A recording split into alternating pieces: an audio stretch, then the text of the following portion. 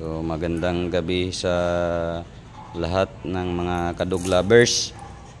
So i-update mo guys, iro na kong 42 days na ni siya nga buros, no, kay sa bisa akong nabalaan, no, sitsupi bisa akong nabalaan imong iro nga buros siya, no, 30 to 45 days. So ito guys, 42 days. So pag 38 days nabalaan na ako nga naburos na ni siya, kay nidako ang iyang tiyan unya, ang iyang didi nidako guys, no.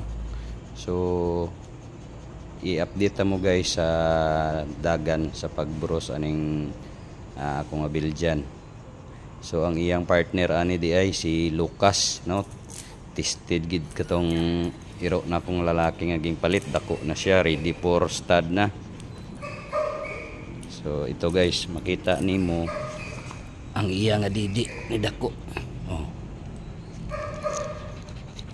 ni dako siya, oh. Balaan gid nimo ni buros siya.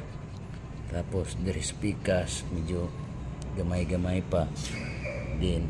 Oh, pero mabalaan nimo ni siya nga buros di ay siya, kay naga-dark ang iyang tawag ani, naga-dark ang iyang color, no, kag makinis ang iyang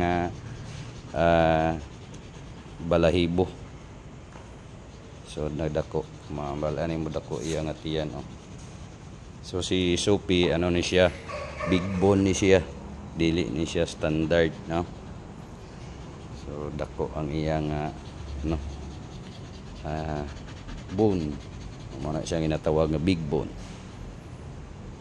42 days. So meaning, no, mga anak ni siya sa karong October 18 pag sakto ang iyang delivery. Pero basta mga bag-o pa, no, bag-ong anak, mga dagan sa 65 to 70 days. So i-update mo guys sa kang Sophie sa iya nga pagburos. So thank you for watching guys.